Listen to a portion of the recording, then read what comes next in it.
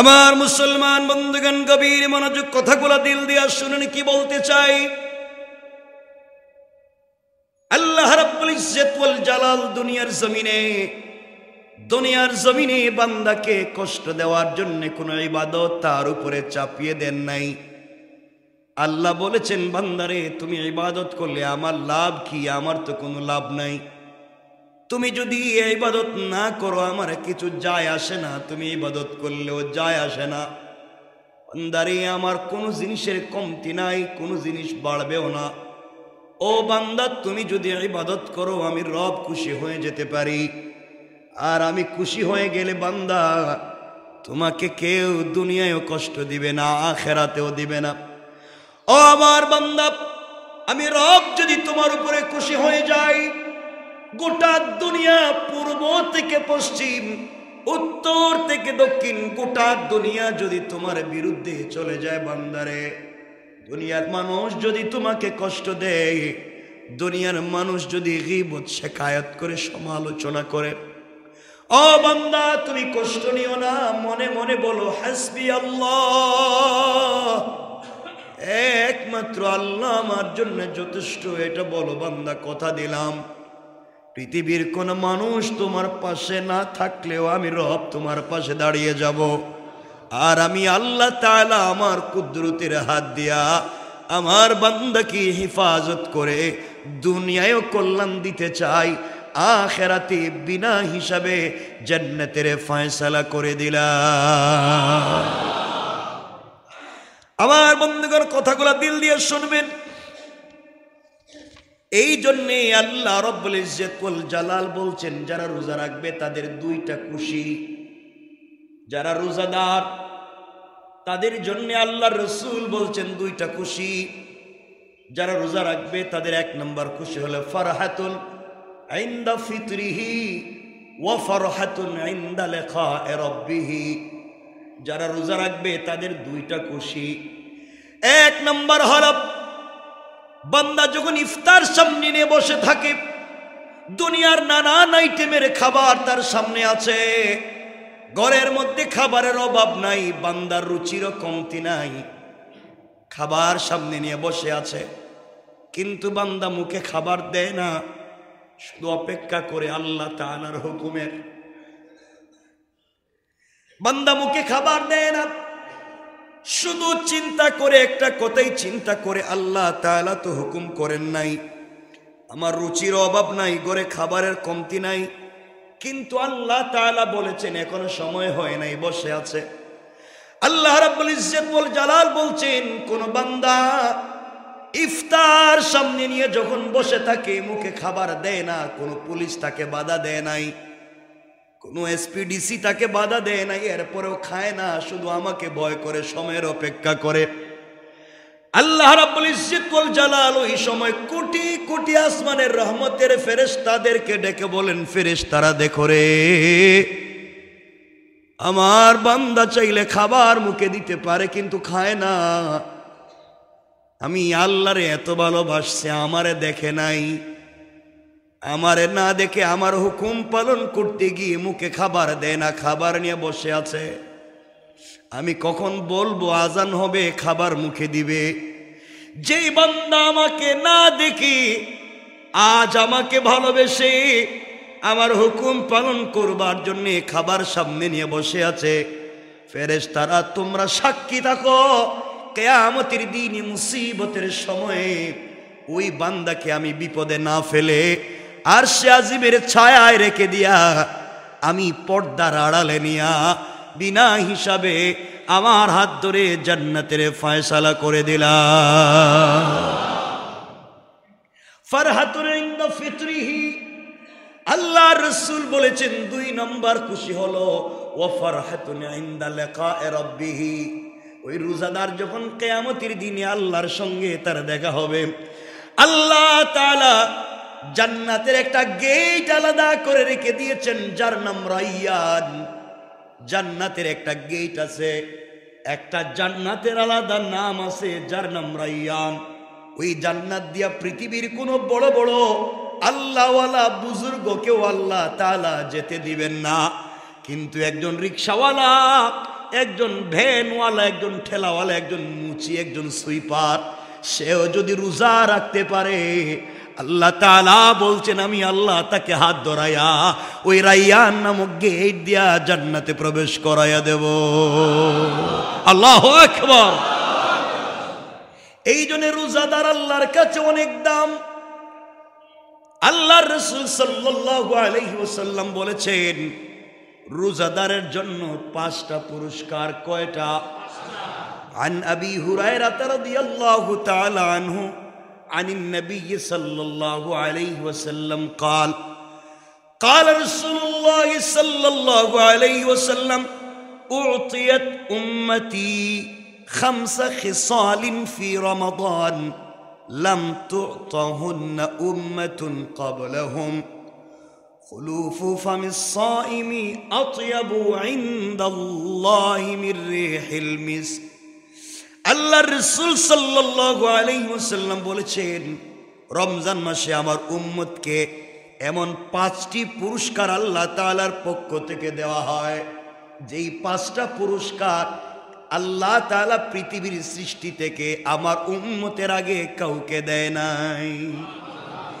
1 নম্বর পুরস্কার খুলুফু ফামিস সাইমি আতিয়াবু ইনদাল্লাহি মির রিহিল মিসকি। আল্লাহ বলছেন রোজাদারের মুখে যেই দুর্গন্ধ গ্রাণ হয় রোজা রাখবার কারণে মুখে যে গ্রাণ হয়, আল্লাহর রাসূল বলছেন আল্লাহর কাছে ওই গ্রাণটা জান্নাতুল ফিরদাউসের মিশকে আম্বরের চাইতে দামি। আল্লাহু আকবার। রোজাদারের মুখের গন্ধ, এটা কিন্তু ব্রাশ করেন না, মেসওয়াক করেন না, মুখে গন্ধ হয়ে গেছে গা, এই গন্ধের কথা কই নেই। কিন্তু পেট খালি থাকবার কারণে পেট থেকে একটা গন্ধ আসবে, পেট খালি, ওইটা। এখন আপনি ব্রাশও করেন না, মেসওয়াকও করেন না, মুখে গন্ধ লাগিয়ে রেখে দিয়েছেন, এটা আল্লাহর কাছে কোনো দাম টাম না, এটা আরো খারাপ গুনার কাজ। আপনি মুখকে ফ্রেশ রাখবেন, মেসওয়াক করবেন, আর রোজা রাখবার কারণে পেট খালি থেকে পেট থেকে একটা গন্ধ আসবে।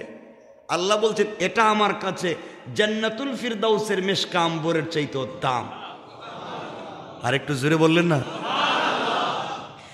2 নম্বর পুরস্কার আল্লাহ বললেন যে ব্যক্তি দুনিয়ার জমিনে রোজা রাখবে, আল্লাহ রাব্বুল ইজ্জত ওয়াল জালাল বলে দিয়েছেন সমুদ্রের মধ্যে যে মাছ আছে, সমুদ্রের নিচে যে মাছগুলো আছে, ওই মাছগুলাও ইফতার পর্যন্ত একজন রোজাদারের জন্য দোয়া করে যায়। 3 নম্বর পুরস্কার হলো প্রতিদিন আল্লাহ তাআলা 8টা জান্নাতকে রোজাদারের জন্য সাজিয়ে রাখেন। আর জান্নাতগুলো আল্লাহর কাছে বলতে থাকে আল্লাহ আমাদের 8টা জান্নাতকে আপনি কেন সাজালেন? আল্লাহ বলবেন আমার মেহমান দুনিয়ায় রোজা রাখছে, তার পুরস্কারের জন্য আমি আল্লাহ তার জন্য 8টা জান্নাতকে সাজিয়ে রাখলাম।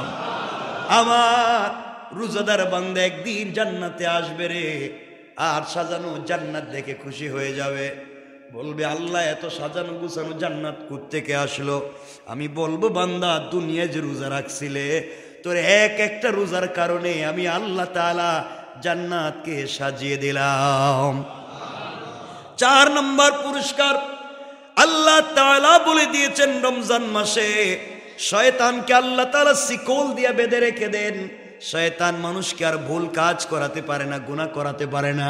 এই জন্যে এই মাসে মানুষ যদি খাওয়া দাওয়া করে ঘুমিয়ে থাকে, চোখ বন্ধ করে বসে থাকে, কোনো কথাও না বলে, এই না বলার কারণেও তার আমলনামায় প্রত্যেকটা মুহূর্তে 70 থেকে 700 গুণ সওয়াব বেড়ে যায়। আল্লাহু আকবার বলেন। এরপর আল্লাহ বলেন রোজাদারের জন্য 5 নম্বর পুরস্কার রমজানের শেষ রাত্রে রোজাদারের গুনাহকে এমন করে মাফ করে দেওয়া হয়। সাহাবায়ে কেরাম আরজ করছেন আল্লাহর রাসূল এই গুনাহ মাফ কি সবে কদরের রাত্রে হবে? আল্লাহর রাসূল বলছেন না রে, শ্রমিক যখন কাজ করে 1 মাস পূরণ হয়ে যায়, মালিক মাস পূরণ হয়ে গেলে পারিশ্রমিক দিয়া দেয়। লাইলাতুল কদর তো 21 তারিখ হতে পারে, 23 তারিখ হতে পারে, কিন্তু মালিক তো বলছেন রোজা রাখতে হবে 1 থেকে 30 অথবা 29 পুরা মাস। সুতরাং শোনরে, পরিশ্রম যখন করে 1 মাস পূর্ণ করে রোজা রাখবে, ওই রমজানের শেষ রাত্রে, ঈদের রাত যাকে বলে, পুরা রমজানে আল্লাহ তাআলা যতগুলা মানুষকে ক্ষমা করেছেন, তার চাইতে কোটি কোটি গুণ মানুষকে আল্লাহ তাআলা ঈদের রাত্রে ক্ষমা করে দেয়। সুবহানাল্লাহ, একটু জোরে বলেন না। সুতরাং এই রমজানে আমরা কয়টা পুরস্কার পাবো? এখন এর জন্য রোজা রাখবো না রাখবো না? সবাই বলেন না। সবগুলা মাঝে মাঝে রোজা রাখবেন। সবাইকে রাখতে বলবেন, স্ত্রীকেও রাখতে বলবেন নাকি? না একজন খাওয়া দাওয়া করবে? সবাই রোজা রাখবেন, বাচ্চাদেরকেও সুযোগ পাইলে রাখাবেন। এটা একটা চমৎকার কাজ। আমার তো মানে প্রত্যেক মাসে আল্লাহ রাসূল 3টা রোজা রাখতেন, আপনারাও রাখবেন। এতে শরীর সুস্থ থাকবে, যৌবন ধরে রাখতে পারবেন। এগুলো আমাদের বলার সময় নেই। রোজার যে বললাম অটোফেজ, রোজার ফায়দা কি? যারা আজীবন জোয়ান থাকতে চান, কয় জীবন, তাহলে প্রত্যেক মাসে কিছু রোজা রাখতে হবে। আজীবন যদি যৌবন ধরে রাখতে চান, প্রত্যেক মাসে কিছু রোজা রাখতে হবে। এটা একটা লম্বা আলোচনা আছে, ওর দিকে আমরা যাচ্ছি না। সুতরাং আমরা তো রোজা রাখবো ইনশাআল্লাহ। আল্লাহ তাআলা নিজেই রোজার বদলা দিবেন। কে দিবেন? আল্লাহ তাআলা। কেমনে রোজা রাখলে উপকারটা কি? দারুল উলুম দেওবন্দের একজন আলেম ছিলেন, বুজুর্গ আলেম ছিলেন, যাকে আমরা চিনতাম মাওলানা মোহাম্মদ ইয়াকুব সাহেব রহমতুল্লাহ আলাইহি নামে। মজজুব ছিলেন। হযরত থানবী রহমতুল্লাহ আলাইহির উস্তাদ ছিলেন। এত বড় বুজুর্গ। দেওবন্দ মাদ্রাসায় একবার টাকার দরকার, 2 লাখ টাকা লাগবে মাদ্রাসায়, কিন্তু হুজুরের কাছে টাকা নেই। কি নেই? একটু পাগল টাইপের, মানে মজজুব, আল্লাহর জন্য পাগল। দরজা জানালা বন্ধ করে 3 লাখ টাকা লাগবে। আল্লাহর কাছে বলতে লাগলেন, আল্লাহ তুমি 3 লাখ টাকা দাও। কেন দিবা না কও? তুমি 3 লাখ টাকা দিবা কি না এটা কও। আমার 3 লাখ লাগবে, আমার মাদ্রাসার দরকার। আমি কিন্তু বলতেছি কিতাব থেকে, আশরাফ আলী থানবীর কিতাব পড়বেন। আমার 3 লাখ টাকা লাগবে, তুমি দিবা কি না কও। তুমি না দিলে আমার এই জবান দিয়ে তোমার দিয়ে বলা, আমার দিয়ে বলাচ্ছ কে? দিবা কি না কও, আমার মাদ্রাসার দরকার। এভাবে চিল্লাচ্ছেন। 3-4 ঘন্টা অতিবাহিত হয়েছে। তিনি এইভাবে চিল্লাইতে চিল্লাইতে ঘুমায় গেছে। কি হয়ে গেছে? ঘুমায় গেছে। ঘুমের ঘরে যা তিনি দেখলেন, চিৎকার করে ঘুম থেকে উঠছেন। ঘুম থেকে উঠে বলছেন, আল্লাহ আমার 3 লাখ টাকা লাগবে না, আমার ভুল হয়ে গেছে, আমার লাইটটা জায়গায় লাগাই দাও, লাইট যেখানে ছিল ওখানে লাগাই দাও, আমার 3 লাখ লাগবে না। যারা কাছে ছিল ওরা হুজুর কি আবার পাগল হয়ে গেছে নাকি? আগে বললো 3 লাখ টাকা দাও, এখন 3 লাখ লাগবে না, লাইটটা লাগাই দাও। লাইট কোথায়? 3 লাখ কোথায়? তিনি স্বপ্নে দেখেন চমৎকার এক বাড়িতে ঢুকে গিয়েছেন। 2 জন লোক তার সাথে হাঁটতেছে। জিজ্ঞেস করলেন, এই বাড়িটা এত সুন্দর সাদা, এটা কার? ওইটা জান্নাতুল ফিরদাউসে মাওলানা ইয়াকুব সাহেবের বাড়ি। সুবহানাল্লাহ বলে। তিনি তার বাড়িটা ঘুরে ঘুরে দেখতেন স্বপ্নে। দেখতে দেখতে দূরে গিয়া দেখেন এত সুন্দর বাড়ি, বাড়ির কর্নার একটা লাইট নাই, এভাবে একটা লাইট নাই, অন্ধকার। একজনকে জিজ্ঞেস করলেন, ভাই এত সুন্দর বিল্ডিং, বাড়ির কর্নারের লাইট কই? লাইট তো ছিল। ইয়াকুব একটু আগে আল্লাহর কাছে 3 লাখ টাকা চাইছিল দুনিয়ায়, আল্লাহ এরা 3 লাখের ব্যবস্থা করছে, বিনিময়ে লাইট নিয়ে নিছে। সুবহানাল্লাহ বললেন না? তার যদি এতই দুনিয়ায় দরকার, তাই লাইটের দরকার নাই। এই তিনি ঘুম থেকে পাগলের মতো উঠে বলছেন, আমার টাকার দরকার নাই, লাইট লাগিয়ে দাও। সুবহানাল্লাহ বললেন না? কানতে কানতে আরো 2 ঘন্টা পরে ঘুমায় গেছে। ঘুমের ঘরে আবার স্বপ্নে দেখেন ওই বাড়ি। গিয়ে দেখেন ওই বাড়িতে ঘুরতে ঘুরতে আগের জায়গায় আবার লাইট আল্লাহ লাগায় রেখে দিয়েছে। এর অর্থ হলো আপনি ওই পর্যায়ে রোজাদার হয়ে আল্লাহওয়ালা হয়ে যান, আপনার প্রত্যেকটা কথাই আল্লাহ কবুল করে আপনার কথা দিয়ে জান্নাতকে সাজাইয়া দিবেন। বলেন না, জোরে বলেন না সুবহানাল্লাহ। কারণ জান্নাত আমরা জানি না কেমন, আপনারা জানেন না। আল্লাহ রাসূল হাদিসে বলছেন আল জান্নাতু কিয়ান, জান্নাত হলো একটা ফাঁকা ময়দানের নাম। জান্নাত একটা ফাঁকা জায়গার নাম। ওই যে বড় বড় বিল্ডিং আমরা বলি না ৬৬৬৬ তলা বিল্ডিং, এই সেই হাবিজাবি, এই যা হবে এগুলো আপনি আমল করলে ওখানে হবে, আমল না করলে ওগুলো খালি থাকবে। কথা কি বুঝলেন? আল জান্নাতু কিয়ান, জান্নাত একটা ফাঁকা ময়দানের নাম। আপনার আমল যেই পর্যায়ের হবে আল্লাহ জান্নাত এই পর্যায়ে সাজাবেন। পড়েন সুবহানাল্লাহ। তাহলে পরিষ্কার হয়েছে তো, জান্নাত কি ফাঁকা ময়দানের নাম। এটা ভরবে, বিল্ডিং হবে, ডিজাইন হবে কিসের উপরে? আপনার আমার আমলের উপরে। কারণ আপনি যদি মনে করেন যে আমার জান্নাতে একটা ভাঙ্গা ব্রিজের দরকার, ভাঙ্গা ব্রিজ, তাহলে আপনি ভাঙ্গা ব্রিজের আমল করবেন, এটা ভাঙ্গা ব্রিজ ওখানে গিয়ে পাইবেন। আপনি যদি মনে করেন না আমার এখানে লিমুজিন থাকতে হবে, আরো দামি দামি গাড়ি থাকতে হবে, তাহলে আপনি এই ধরনের আমল করবেন। আপনি যেভাবে আমল করবেন ওখানে এগুলোই পাইবেন। দুনিয়া হচ্ছে আখেরাতের কি কামাই করার জায়গা, ওখানে যা করবেন ওখানে তার ফসল পাবেন। কথা কি বুঝলেন আপনি? আল্লাহ আমাদেরকে কবুল করুক, আরো জোরে বলেন।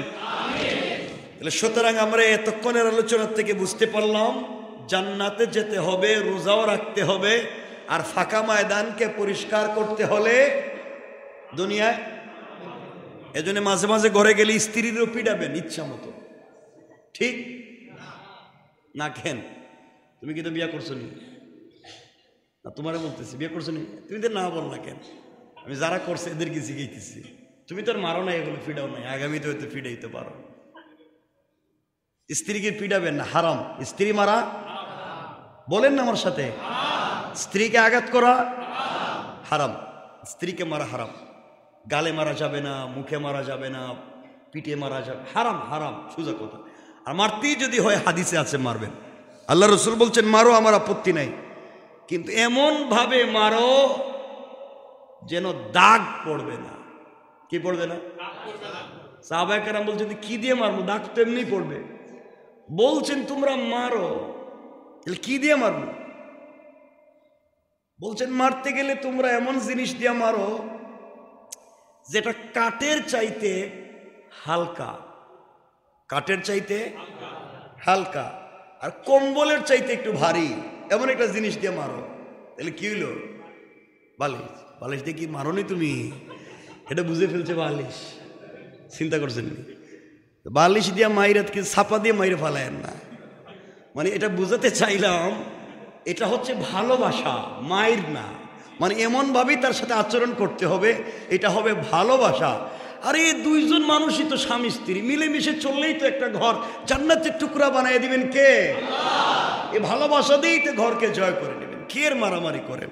ওগুলো বাদ। স্ত্রীকে মারা হারাম। কি? রমজানে তো ইফতার নিয়ে ফিডানি শুরু হয়ে যায়, একজন ইফতার করে আরেকজন বসে খান দেয়, সেহেরি নিয়ে মারামারি করে। কথা বলেন না কেন? এগুলো বাদ দিতে হবে। খান আর না খান মানে রাখবেন আপনি কত নম্বরের পীর। বাহিরে তো তাহাজ্জুদ পড়তেছেন, দাড়ি জুড়ি রেখে আল্লাহর ওলির মতো মনে হইতেছে। আপনি কত নম্বরের ভালো মানুষ কেউ না জানলে ঘরের বউ জানে। কথা বলেন না কেন? আপনি আসলে বাহিরে বাহিরে কি জিনিস কেউ আপনারে চিনে না, বউ কয় আমি তোমার চিনি, কত নম্বরের পীর তুমি। এজন্য দেখবেন বাংলাদেশে বহুত পীর আছে, লাখ লাখ মুরিদ, কিন্তু বউ মুরিদ হয় না। বউ কয় তুমি কত নম্বরের পীর আমি জানি না, তুমি তো পাবলিকের কাছে ফিসাব, আমি তো জানি তুমি কি। এই জন্য আল্লাহর ওয়াস্তে কিয়ামতের দিন আপনাকে আমাকে বিপদ থেকে বাঁচাবার জন্য আল্লাহ স্ত্রীকে জিজ্ঞাসা করবেন, বলো তোমার স্বামী কেমন? স্ত্রী যদি বলে স্বামী ভালো, আল্লাহ আর কিছু জিজ্ঞাসা করবেন না। স্বামীকে জিজ্ঞাসা করবেন স্ত্রী সম্পর্কে, বলো তোমার স্ত্রী কেমন? স্বামী যদি বলে বউ ভালো, আল্লাহ আর কিছু জানতে চাইবেন না, মাফ করে জান্নাত দিয়ে দেবেন। তাহলে একজন আর একজনের দরকার আসেনি? একটু জোরে বলেন না, মারামারি করেন না। জান্নাতুল ফিরদাউসে যাবেন, দেখবেন বিল্ডিং আছে, বিল্ডিংয়ের কর্নার আপনারা যেভাবে বেলকুনি দেন, বেলকুনিতে যদি পূর্ব দিক থেকে আপনারা যেটাকে বলেন পূবাল হাওয়া, পূর্ব দিক থেকে যদি বাতাস আসে বেলকুনিতে, আপনি বেলকুনিতে বসে আছেন, দুইটা চেয়ার নিয়ে কাঠের বা ওই যে দামি দুইটা সোফা অথবা বেতের সোফা যেগুলা এভাবে মুভিং করে, এগুলো দুইটা চেয়ারে বসে আছেন এভাবে, এখানে স্ত্রী এখানে স্বামী চেয়ারে এভাবে নাড়াচাড়া করতেছে, এই আর মধ্যখানে একটা সুন্দর একটা টি টেবিল আছে। এমন সময় যদি খাদিম খুদ্দামাইনা কফি দেয়, চা দেয়, আপনাদের কেমন লাগবে? আওয়াজে মনে হইতেছে যে এরা কিন্তু রোমান্স করতে, রোমান্টিক না এই স্বামীগুলা, ঠিক? এটা ঠিক কইল কেন? এত সব খারাপ কথা কয় নাকি? আল্লাহর রসুল কত চমৎকার ছিলেন ফ্যামিলি লাইফে। তো এই কাজগুলা জান্নাতে পাবেন, মানে এক কথায় জান্নাতে আরাম আয়েশ করার মতো এমন কোনো জিনিস নাই। আল্লাহ রসুল বলছেন মালা, এমন জিনিস নাই যেটা নাই, আপনারা পাবেন না, সব আছে। মালা আইনুন রাআত ওয়ালা উযুনুন সামিআত ওয়ালা খাতারা আলা কলবি বাশার, যেটা চিন্তা করো নাই, কোনোদিন চোখ দিয়ে দেখো নাই, ব্রেন দিয়ে চিন্তা করো নাই, নাক দিয়ে সঙ্গেও বুঝতে পারো নাই, এমন সব জিনিসের সমাহার আছে জান্নাতে। সুবহানাল্লাহ বলেন না? এই জন্য এই জান্নাতে আমরা যেতে চাই কি চাই না? আরো জোরে বলেন। এই জন্য পরিবারকে সুন্দর করবো ইনশাআল্লাহ। এই জন্য বিয়ের আগে দেখবেন স্ত্রী কেমন, স্ত্রীর মা কেমন, স্ত্রীর দাদি কেমন। আপনারা তো দেখবেন বাড়িঘর আছে কিনা, টাকা পয়সা আছে কিনা, টিকটকে সেলিব্রিটি কিনা, রাস্তাঘাটে মাইট ডাইট করতে পারে কিনা, মদ গাঞ্জা খায় কিনা, খাইলে কয় বোতল খায়, এগুলা দেখলেন না। দেখবেন ধার্মিক কিনা, আল্লাহওয়ালা কিনা, ভদ্র কিনা। এইভাবে দেখে যদি পরিবার ঠিক করেন, আমাদের সন্তানগুলাকেও ভালো মানুষ বানাইয়া দিবেন কে? আল্লাহ তাআলা কবুল করুক, সকলে পড়েন আমিন। কথা খুব লম্বা হয়ে যাচ্ছে মনে হচ্ছে।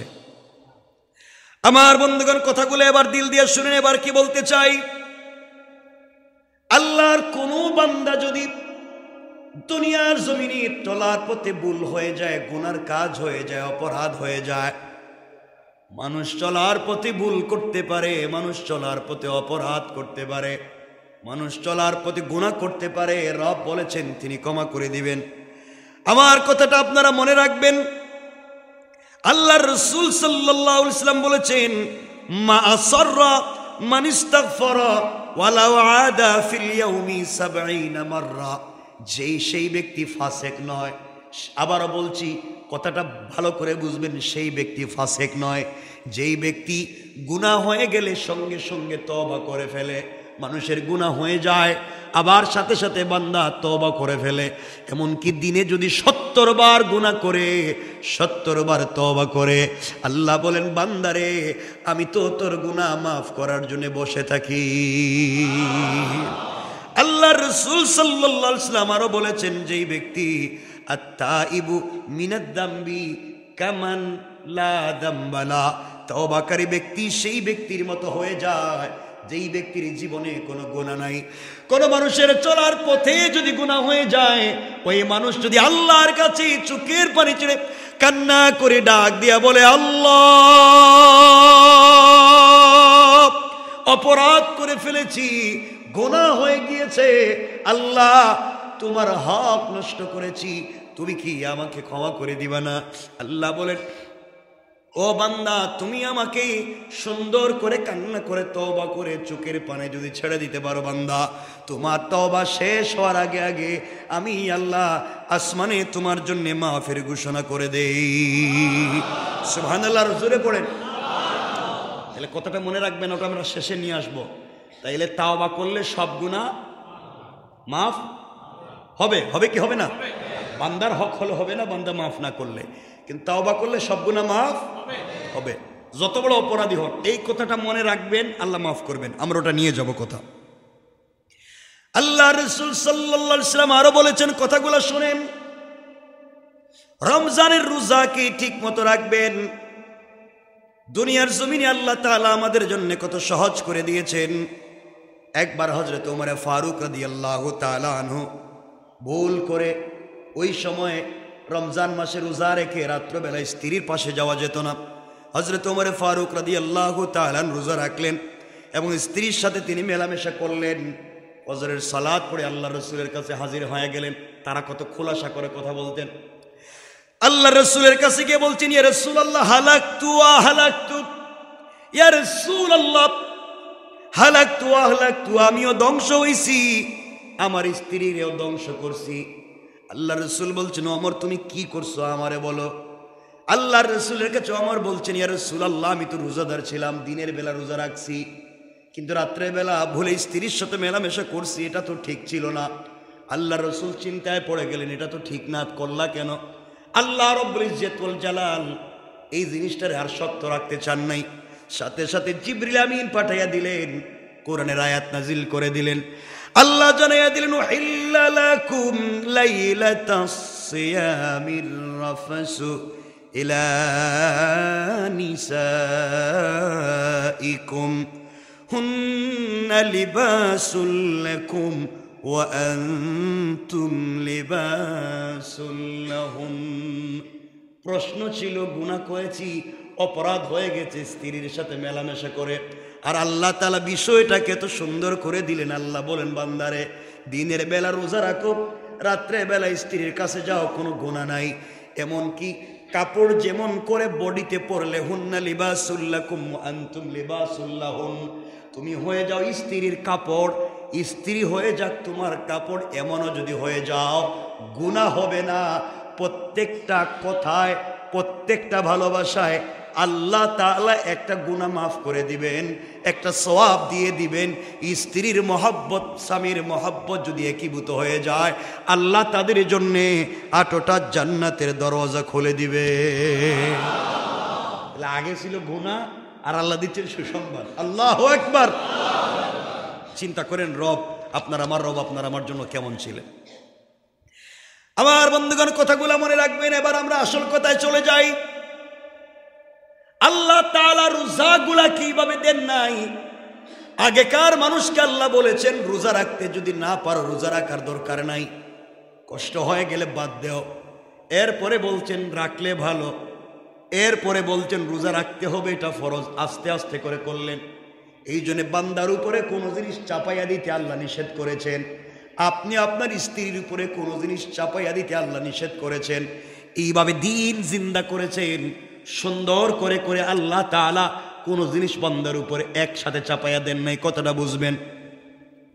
রোজার হুকুম নাজিল হয়েছে 2য় হিজরিতে। নতুন মুসলমানদের জন্য এই হুকুম মানাটা কঠিন হয়ে গেল। হঠাৎ করে রোজা রাখতে হবে, আগে তারা অভ্যস্ত ছিলেন না। এই জন্য আল্লাহ তাআলা তাদেরকে সহজ করে দিলেন, রাখো, না রাখলে আপত্তি নেই, রাখলে সওয়াব। এইভাবে আস্তে আস্তে করে তাদেরকে তৈরি করলেন। এই জন্য দিনের কাজ, আমার যুবক বন্ধুগণ যারা ইয়াংস্টার, এদের মাধ্যমে এই দেশে দিন জিন্দা হবে, এই পৃথিবীতে দিন জিন্দা হবে। কারণ এই পৃথিবীতে দিন জিন্দা করেছে মুআজ, মুআউইজ, তালহা, জুবাইর, হানজালা, হামজা, জাফর, খালিদ ইবনুল ওয়ালিদ, আব্দুল্লাহ বিন রাওয়াহা, আলী কাররামাল্লাহু ওয়াজহা, হাসান, হুসাইন, সকলেই ছিল জওয়ান। এই জওয়ানেরা মসজিদে নামাজ পড়তে আসে, হয়তো অজু ঠিক মতো করতে পারে না, এখানে শুকায়া রয়েছে, পায়ের টাকনুর নিচে কাপড় চলে গিয়েছে, প্যান্ট কোমরের নিচে চলে যাচ্ছে, মাথায় টুপি নাই, লম্বা চুল রাখছে, দাড়ি কেটে ফেলছে। আপনি 5 ওয়াক্ত নামাজি, আপনি যুবকটাকে বলছেন নতুন নামাজি, তোমার কিচ্ছু ঠিক নাই বলে মস্করা টিটকারি করবেন না। না, ও হয়তো চলে যাবে, আর জীবনে মসজিদে আসবে না। চাইছিল একটু মসজিদে যাই, একটু আল্লাহর দিকে যাই, তুমি টিটকারি করবার কারণে চলে গিয়েছে। সে হয়তো মসজিদের সামনের কাতারে দাঁড়াইছে, আপনি মুরব্বী বললেন তোর প্যান্ট ঠিক নাই, শার্ট ঠিক নাই, মাথায় টুপি নাই, দাড়ি নাই, তুই সামনের কাতারে পিছনে যা। হয়তো পিছনে যেতে যেতে একদিন চলে যাবে, আর মসজিদে আসবে না, লজ্জা পাবে। কিন্তু আল্লাহর রাসূল সাল্লাল্লাহু আলাইহি ওয়াসাল্লাম বলেছেন এটা করা যাবে না, তাকে দূরে ঠেলে দেওয়া যাবে না। মদ পান করুক, জেনা করুক, বদমাইশি করুক, ফেন্সিডিল খাক, ইয়াবা খাক, যাই করুক, দূরে ঠেলে দিও না, আরো খারাপ হয়ে যাবে। কাছে আনো, পাশে বসাও, বুকে টান দিয়া ধরো, বুকের সঙ্গে জড়াইয়া কপালে চুম্বন করে তাকে নিয়ে প্লেটে খেতে বসে যাও। একদিন এই যুবকটাও তোমার আমার চাইতে ভালো মানুষ হয়ে যেতে পারে। ঠিক কিনা? কাউকে দূরে সরাইয়া দিবেন না। ও তো ভুল করবি, দূরে ঠেলে দিবেন না, ওদের গীবত করবেন না, কাছে ধরে রাখবেন। আল্লাহ রাব্বুল ইজ্জত ওয়াল জালাল এভাবে দিন দিয়েছেন। কথাটা শুনেন। মদ আগেকার অনেকেই মদ পান করেতেন, কেমনে কেমনে মদ আল্লাহ হারাম করছেন, এই কথাটা বলে আমরা আলোচনাকে সংক্ষেপের দিকে নিয়ে যাব। আল্লাহ তাআলা বলছেন, ইয়াসআলুনাকা আনিল খামরি ওয়াল মাইসির কুল ফীহিমা ইসমুন কাবীরুন ওয়া মানাফিউ লিন-নাস ওয়া ইসমুহুমা আকবারু মিন নাফঈহিমা। আল্লাহ ডাক দিয়ে বলছেন, শোনো মানুষেরা, ইয়া রাসূলুল্লাহ, ইয়া হাবিবাল্লাহ, আপনাকে মানুষ মদ সম্পর্কে জিজ্ঞাসা করবে, মদ জুয়া সম্পর্কে আপনার কাছে জিজ্ঞাসা করবে, আপনি বলে দিন কুল ফীহিমা ইসমুন কাবীর, আপনি বলে দিন উভয়ের মধ্যে অনেক বড় গুনাহ, উভয়টা অনেক বড় গুনাহ। কি বলছেন? আবার বলেন, কি বলছেন? আল্লাহর রাসূলকে আল্লাহ বলে দিয়েছেন, আল্লাহ স্বয়ং বলছেন আপনি বলেন এটা অনেক বড় গুনাহ। ওয়া মানাফিউ লিন-নাস, মানুষের জন্য কিছু উপকারও আছে। ও ইসমুহুমা আকবারু মিন নাফঈহিমা, কিন্তু উপকার অপেক্ষা ক্ষতি বেশি। আল্লাহর কথা দেখেন তো কত সুন্দর। আল্লাহ বলেন নাই ডিরেক্ট মদ হারাম, আল্লাহ বলেন নাই ডিরেক্ট জুয়া হারাম। আল্লাহ বলছেন মদ জুয়া এটা গুনার কাজ, এটা অপরাধ, এটার ক্ষতি বেশি। এরপরে বলছেন কুল ফীহিমা ইসমুন কাবীর, ক্ষতি বেশি।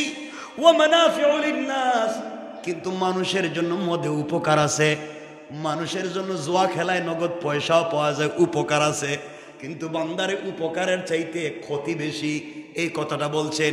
এই আয়াত নাজিল হয়ে যাওয়ার পরে কিছু মানুষ চিন্তা করলেন, মদে যেহেতু গুনাহ বেশি, জুয়ায় যেহেতু গুনাহ বেশি, আল্লাহ যেহেতু বলছেন আমরা ছেড়ে দিলাম।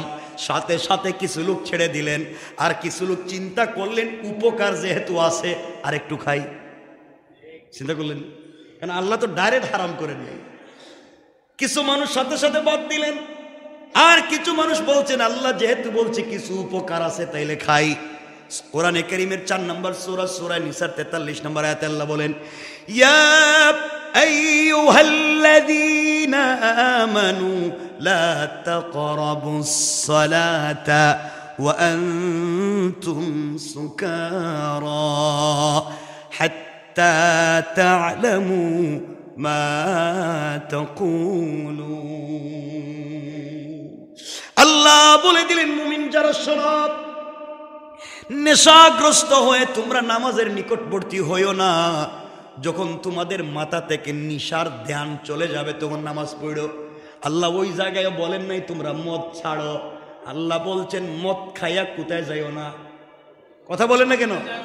এখানে একটা ঘটনা ঘটছে, দুজন সাহাবী তারা মদ পান করে নামাজে দাঁড়াইছেন, কুল ইয়া আইয়ুহাল কাফিরুন পড়তেছেন, লা আ'বুদু মা তা'বুদুনের জায়গায় পড়ছেন লা তা'বুদু মা আ'বুদুন। অর্থ ছিল আমরা তার ইবাদত করি, তোমরা যার ইবাদত করো না। অর্থ হইছে তোমরা যার ইবাদত করো আমরা তার ইবাদত করি। নাউজুবিল্লাহ বলেন। অর্থ হইছিল এই কাফেরেরা তোমরা যার ইবাদত করো না আমরা তার ইবাদত করি। আর উল্টা অর্থ হইছে তোমরা যার ইবাদত করো আমরা তারটা করি।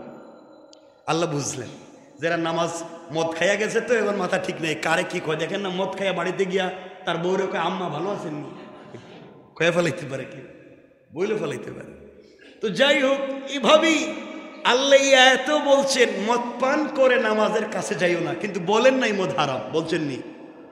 কিছু লোক বললেন আল্লাহ রে আল্লাহ মদ খাইয়া নামাজে যাইতে নিষেধ করছেন, তাইলে তো মদটা খার বাজে কাজ, এটার খাওয়া যাবে না। অনেকে আবার ছেড়ে দিছেন। সুবহানাল্লাহ বলেন। আরেক দলকে দূর নামাজের সময় খাইতাম না, পরে খামো। আরেক গুলো বাকি আসেনি। প্রথমে একদল বাদ দিছে, এখন আরেক দল বাদ দিছে, আরেক দল বাকি রয়েছে। এবার আল্লাহ চূড়ান্ত পর্যায়ে কোরআনে কারীমের 5 নম্বর সূরা সূরা মাইদার 90-91 নম্বর আয়াতে বলতেছেন, আল্লাহ বলছেন ইয়া আইয়ুহাল্লাযীনা আমানু ইন্নামাল খামরু ওয়াল মাইসিরু ওয়াল আনসাবু ওয়াল আজলামু রিজসুম মিন আমালিশ শাইতান ফাজতানিবুহু লাআল্লাকুম তুফলিহুন। আল্লাহ বলেন এবার শোনো, চূড়ান্ত কথা এতক্ষণ বুঝাইছি, এবার আল্লাহ এতদিন পরে বলে দিলেন বান্দারে, মদ জুয়া মূর্তি পূজা করা, দেবীর পূজা করা, লটারি খেলা, ঘৃণ্য অপরাধ, এগুলা শয়তানের কাজ, এগুলা চূড়ান্ত পর্যায়ের হারাম, এগুলা তোমাদেরকে সফলতা দিবে না, এটা শয়তানের ফাঁদ। এই ফাঁদ থেকে বেঁচে থাকো, চূড়ান্ত পর্যায়ে এগুলাকে বাদ দিয়া দেও। পড়েন সুবহানাল্লাহ। বলেন তো একদিনে বলছেন না 3 দিনে? একদিন আয়াত নাজিল করছেন না 3 বারে? আস্তে আস্তে করে বুঝাইছেন। এখন আপনি একটা লোক মসজিদে যাই, অজু ঠিক মতো নাই, প্যান্ট ঠিক মতো নাই, পায়জামা নাই, বাইরো, ও তো আর জীবনেই তো না, আপনি এই কথা বলবেন কেন? এগুলো বলতে নাই, আস্তে আস্তে করে বুঝাইতে হবে, আস্তে আস্তে বুঝাইতে হবে। কেমনে? আস্তে আস্তে যদি বুঝে ফেলে এই মানুষটাকে মুত্তাকি পরহেজগার বানাইয়া দিবেন কে? আল্লাহ। আমরা পারবো তো ভাবে ইনশাআল্লাহ? ইনশাআল্লাহ। আমরা এখন আলোচনা শুরুতে চলে যাই। আলোচনা শুরুতে আমরা এখান থেকে শুরু করেছিলাম। আল্লাহ বলছিলেন ভাল লাগলে রোজা রাখো, তোমরা ভাল লাগলে রোজা রাখো। যদি ওয়ালাল্লাযিনা ইউতিকুনাহু ফিদিয়াতুন তুআম মিসকিন, তোমরা যদি রোজা রাখতে না পারো মিসকিনরে ফিদিয়া দিয়া দিও, দিলেই ভালো, এটাই করো, আর কিছু করতে পারবা না। এরপরে বলছেন আনতাসুমু খায়রুল লাকুম, রোজা রাখলে ভালো ছিল, ওইটা রাখো। আস্তে আস্তে বুঝাইলেন। এরপর আল্লাহ বলছেন লাস্ট, লা ইউকাল্লিফুল্লাহু নাফসান ইল্লা উসআহা, বান্দা রোজা ফরজ করছি আমি, তোমার কষ্ট হবে এমন কোন জিনিস দেই নাই, তোমার উপকারের জন্য রোজা রাখছি, রোজা দিছি, রাখবা না কেন? দেখছেন নি? আস্তে আস্তে বুঝাইছেন। এবার বলছেন তুমি কি মনে করছো তোমার কষ্ট ফেলতেছি? আমি তো কষ্ট ফেলার জন্য বান্দাকে কিছু দেইনি। লা ইউকাল্লিফুল্লাহু নাফসান ইল্লা উসআহা, বান্দার কষ্ট হবে এমন কোনো কাজ আমি দেইনি। রোজা এমন কোনো কষ্ট নাই, তোমার আগেও বহুতে রাখছে, তুমিও রাখো। দুনিয়ায় একটু রোজা রাখো, আখেরাতে 8টা জান্নাত দিয়ে দিব। আর একটু জোরে বলেন ইনশাআল্লাহ বলেন। রোজা রাখবো তো ইনশাআল্লাহ? সকালে বলেন ইনশাআল্লাহ। এখন কথা হলো, এখানে একটা কথা ভালো করে মনে রাখবেন। আমরা আল্লাহর কাছে কিছু মানুষ প্রশ্ন করতে পারি। আরেকটা আয়াত পড়ছিলাম, মনে আসেনি আপনাদের? ফামান যুহজিহা আনিন নার ওয়া উদখিলাল জান্নাতা ফাকাদ ফাজ, যারা সফল কাম তারা জান্নাতি, আর যাদেরকে জাহান্নাম থেকে বাঁচাবেন তারাই জান্নাতি। এখন কথা হলো, আল্লাহ নিজের হাতে আমাদেরকে বানাইছেন। কার হাতে? আমাদেরকে বানাইছেন কে? একটা জিনিস নিজের হাতে বানাইলে মায়া থাকে না? এটারে আবার কেমনি আল্লাহ আগুন দিয়ে জ্বালাইবেন কোন? তো এটা খারাপ লাগে না? যে আল্লাহ তুমি এত দয়ালু, রহমান, রহিম, নিজের হাতে বানাইছো, আমাদেরকে আবার জাহান্নামের ভয় দেখাইতেছো, এটা বুঝলাম না কেন। এই আমাদের পক্ষ থেকে কথাটা হজরতে মুসা আলাইহিস সালাম আল্লাহরে জিজ্ঞাসেন, আল্লাহ নিজের হাতে বানাইয়া আদম রে আবার জাহান্নামে দিবেন, এই লাইনটা বুঝলাম না। এত মায়া দয়া করে বানাইলেন, জাহান্নামে দিবেন কেন? কথা বুঝেন নাই? আমাদের মনে যে প্রশ্নটা মুসা আলাইহিস সালাম আল্লাহরে করছেন। আল্লাহ জবাব দিচ্ছেন, মুসা এবার শোনো, তুমি যেই প্রশ্ন করেছো এবার শোনো আমার প্রশ্ন, তোমার প্রশ্নের জবাব জানবার জন্য তোমাকে একটা কাজ করতে হবে মুসা। আল্লাহ বলছেন মুসা একটা কাজ করো। মুসা বলছেন কি কাজ? আল্লাহ বলছেন মুসা 1 খণ্ড জমিতে চাষ করো, কৃষি কাজ করো। কয় খণ্ড? 1 খণ্ড জমিতে কৃষি কাজ করো, তোমার উত্তর দিব। মুসা আলাইহিস সালাম 1 খণ্ড জমিতে, বাড়ির পাশে 1 খণ্ড জমিতে কৃষি কাজ শুরু করে দিলেন। কৃষি কাজ করলেন, জমিতে প্রথমে পানি দিলেন, এরপরে হাল চাষ করলেন, এরপরে ঘাস যেগুলা ছিল ওগুলো উপড়ে ফেলে দিলেন, এরপরে গাছ রোপণ করলেন, এরপরে গাছ যখন বড় হলো আবার আগাছাগুলা কেটে দিলেন, এরপরে গাছ যখন বড় হয়ে গেল ধান ধরলো, ধান কাটলেন, ধান মাড়ি দিলেন, ধান মাড়া দিয়ে ধানগুলো এক জায়গায় রেখে দিলেন। এরপরে যেগুলা কি হয় ধানের গাছ, এগুলাকে আগুন দিয়ে জ্বালায়া দিলেন। আল্লাহ বলছেন মুসা এটা কি করলা? আল্লাহ কেন? আল্লাহ বলল ও মুসা এত কষ্ট করে জমি ঠিক করলা, হাল চাষ করলা, পানি দিলা, এরপরে ধান ফেললা, বীজ হলো, চারা হলো, গাছ হলো, এত সুন্দর করে গাছগুলাকে পরিচর্যা করলা, পোকা থেকে বাঁচাইলা, এই গাছগুলা কাইটা বাড়িতে আনলা, এখন গাছ থেকে ধান রাইকা গাছগুলাকে আগুন দিয়ে জ্বালাইলা কেন? তুমি এত কষ্ট করে গাছ বড় করছো, এখন আগুন দিয়ে জ্বালাইতে গেছিলা কেন? রুদ্রে পুড়ে বৃষ্টিতে ভিজে এত পরিশ্রম করে যত্ন করে তুমি যেই ধানের চারাগুলা লাগাইলা আজকে জ্বালাইলা কেন?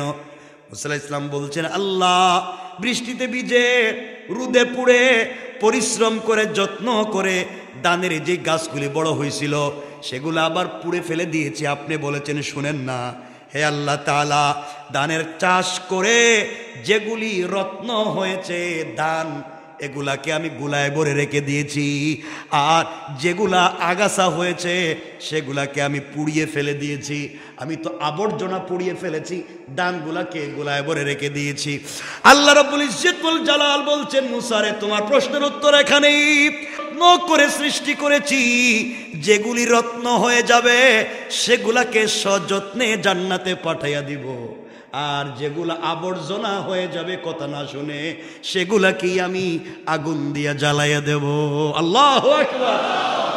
এখন আমি আপনি কি আবর্জনা হব না আল্লাহর রত্ন হতে চাই? রত্ন হতে চাইলে রোজা রাখতে হবে, বলেন না ইনশাআল্লাহ। আর কেমনে বুঝাইলে বুঝবেন ওটা তোমার বুঝে ধরতেছে না। আপনাদের কষ্ট হচ্ছে? কয়েকটা মিনিট নেওয়া যাবে? তাইলে এই যে রত্ন হওয়ার জন্যই আল্লাহ তাআলা দিয়েছেন রমজান, আর এই রমজানে একটা রাত দিয়েছেন লাইলাতুল কদর।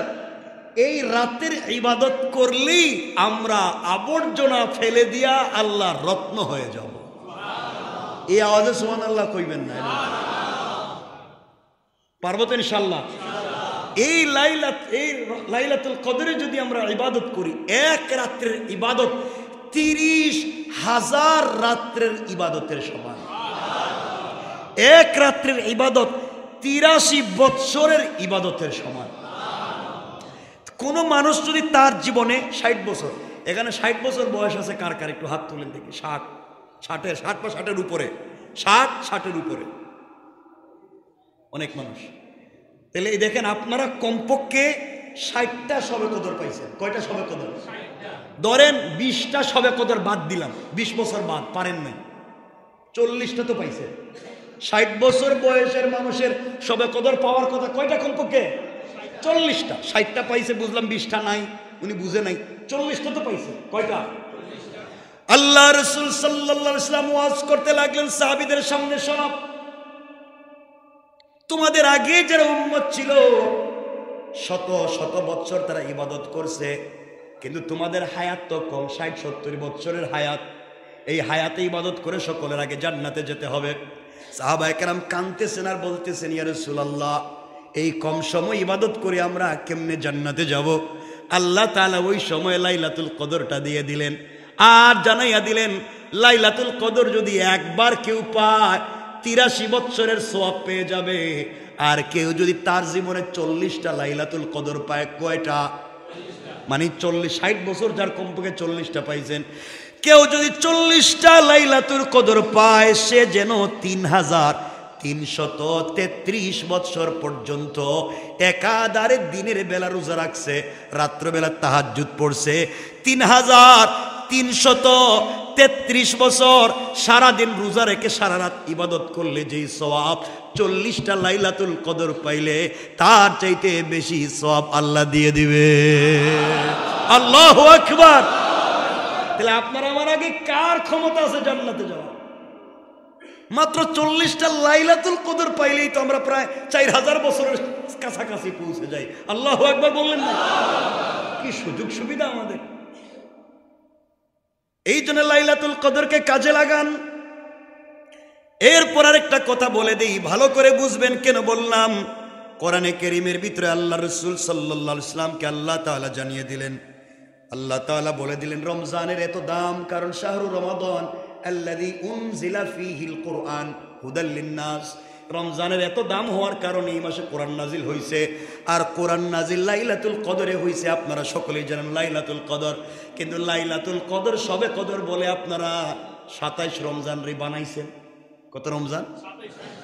অথচ এই পৃথিবীতে, আমার কথাটা মনে রাখেন, এই পৃথিবীতে প্রথম যেদিন লাইলাতুল কদর হয়, প্রথম লাইলাতুল কদর কোন দিন হয়েছে?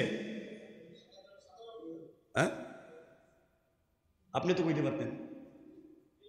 পৃথিবীর প্রথম লাইলাতুল কদর হয়েছে 24 রমজান দিবাগত রাত, অর্থাৎ 25 রাত্রে। পৃথিবীর প্রথম লাইলাতুল কদর 25 রাত, 25 রমজান রাত। কি বুঝলেন? পৃথিবীর প্রথম লাইলাতুল কদর। আর আপনারা বানিয়ে রাখছেন 27তম, আর আগে পিছিয়ে কিচ্ছু নাই। এজন্য যে কোনো বেজুর রাত্রে হয়ে যেতে পারে, যে কোনো বেজুর রাত্রে হয়ে যেতে পারে। এই জন্য কদর করবেন, ওই দিনে ইবাদত করবেন, বেশি বেশি করে আল্লাহর কাছে কাঁদবেন। আল্লাহ তাআলা আমাদেরকে কবুল করুক, বলেন আমিন। আরেকটা কথা হলো যে লাইলাতুল কদর এগুলা মূল উদ্দেশ্য না। লাইলাতুল কদরটা নির্ধারিত রাত ছিল, আল্লাহ রাসূল জানতেন। তো আল্লাহ তাকে ভুলাইয়া দিছিলেন। এই জন্য একটা ঘটনা এখানে ঘটছে। এই ঘটনার কারণে আল্লাহ রসুল তাকে, আল্লাহ তাআলা তাকে ভুলাইয়া দিছিলেন একটা কারণে।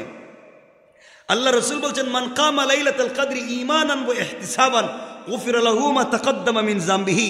যেই ব্যক্তি ঈমানের সাথে সওয়াবের নিয়তে লাইলাতুল কদরের রাত্রে ইবাদত করবে, তার পিছনের সমস্ত গুনাহ মাফ। চিন্তা করলেন?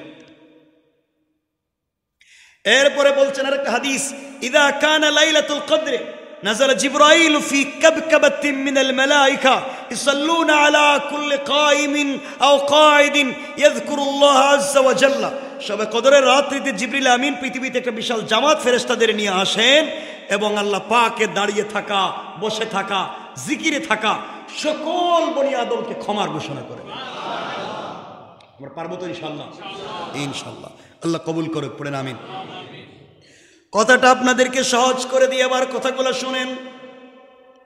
আমরা আলোচনা করেছিলাম, আমরা মনে করেছি আমরা রমজানে একটা হসপিটালে ভর্তি হয়েছি, মনে আসেনি? কোথায়? হসপিটালে ভর্তি হয়েছি। আল্লাহ বলছেন, দেওরে কয়েকটা ট্যাবলেট লিখে দাও। ফেরেশতারা রহমতের কয়েকটা ট্যাবলেট লিখে দিলেন, রহমতের ট্যাবলেট। যাও তুমি রোজা রাখো সারাদিন, ইফতার করো, সেহরি খাও, 5 ওয়াক্ত নামাজ পড়ো, আর কিছু লাগবে না, তোমার বডি ঠিক হয়ে যাবে। কথাটা ভালো করে বুঝবেন। ঔষধ লিখে দেওয়া হয়েছে। ঔষধের নাম কি? 5 ওয়াক্ত নামাজ, একটা রোজা, একটা তারাবি। যাও ঠিক। এই ঔষধগুলোর মাধ্যমে 10 দিন চলে গিয়েছে, বান্দার রোগ সারে নাই। আল্লাহ বলছেন, বুঝছি রে, তোর রোগ এভাবে সারবে না, এখন কিছু জিকির বাড়াইয়া দিলাম, তসবিহ বাড়াইয়া দিলাম, সুযোগটা তাহাজ্জুদের নামাজ পড়। এগুলা করে আরো 10 দিন চলে গিয়েছে। 10 দিন যাওয়ার পরে ফেরেশতারা রিপোর্ট করছে, আল্লাহ 20 দিন ওরা ঔষধ খাওয়াইলাম, 20টা রোজা রাখাইলাম, 20 দিন 5 ওয়াক্ত নামাজ পড়াইলাম, এর রোগ তো সারে না। ফেরেশতারা আল্লাহ বলছেন, কি করা লাগবে? আল্লাহরে ভর্তি করা লাগবে।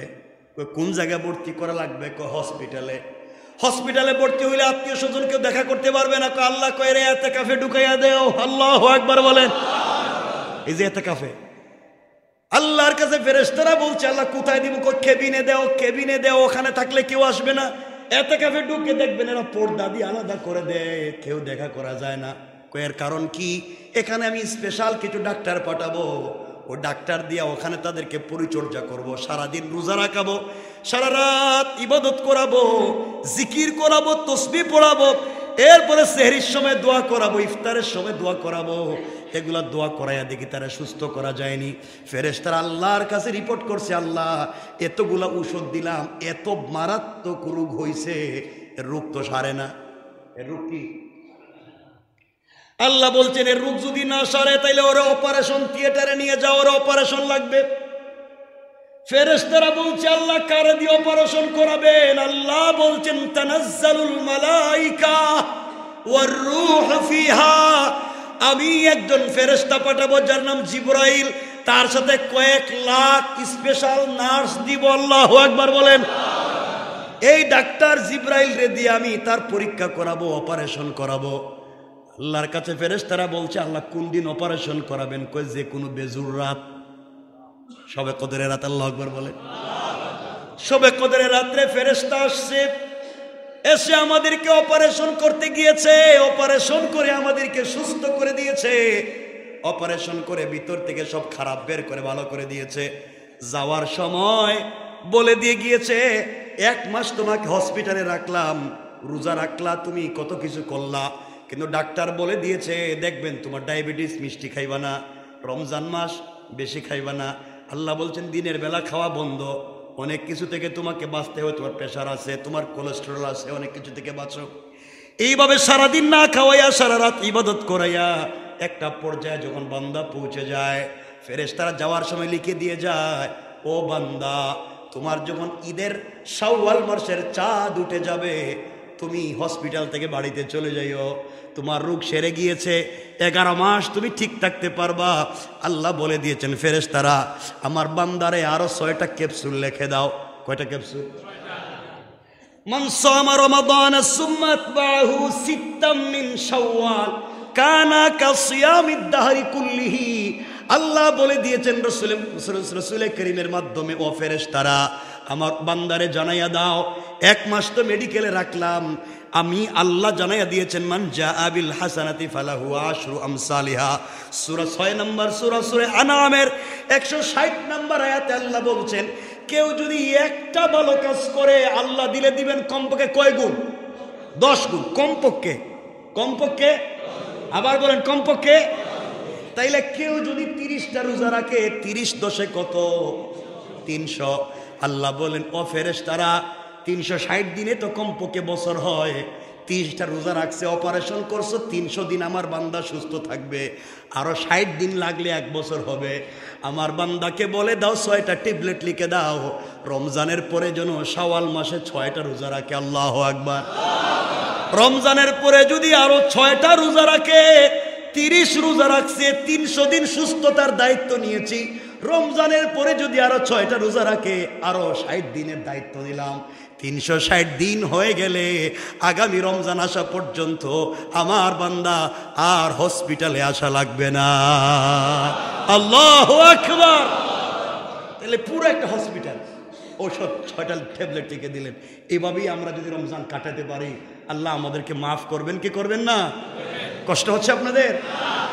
শেষ কথা হলো, আর লম্বা করতে চাই না, লম্বা তো অনেক হয়ে যাচ্ছে। শেষ কথা, বান্দা যেহেতু এতগুলো অপরাধ করবার পরে আল্লাহ তাআলা এভাবে ক্ষমা করে দিবেন কেমনে দেখেন। আমার বন্ধুগণ, কথাটা 1 মিনিটে শুনে ফেলেন, কেমনে ক্ষমা করে দিবেন। আমি বলছিলাম যত বড় অপরাধ করেন মাফ করে দিবেন। আত্তাইবু মিনাজ যামবি কামান লা যামবা লা। যত বড় অপরাধ করেন রব কেমনে ক্ষমা করে দিবেন শুনেন না।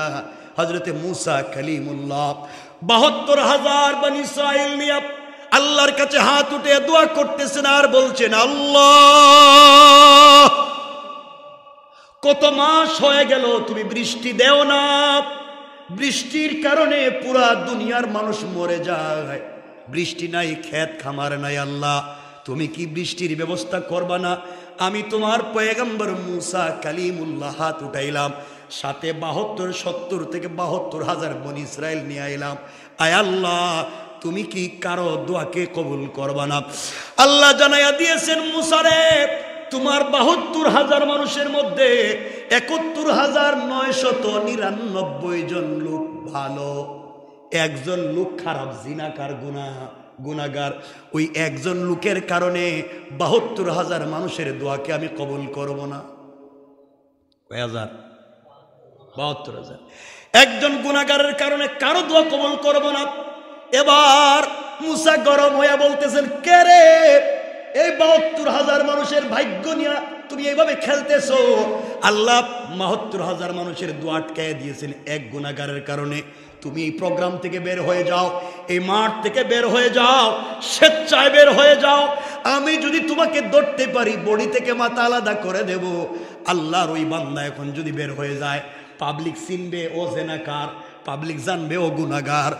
ও আল্লাহর বান্দা এবার মাথাটা নিচের দিকে করে চোখের পানি ছেড়ে কাঁদতেছে আর ডাক দিয়া বলছে, আল্লাহ অপরাধ করেছি আমি, ৭২,০০০ মানুষের কেউ জানে না আমি যে অপরাধী। তুমি জানো আর আমি জানি, তুমি চিনো আমাকে, আমি চিনি তোমারে। সত্যি আল্লাহ ভুল করে ফেলেছি, গুনাহ করছি, অপরাধ করছি। ৭২,০০০ মানুষের দোয়া আমার কারণে কবুল হচ্ছে না তাও জানি।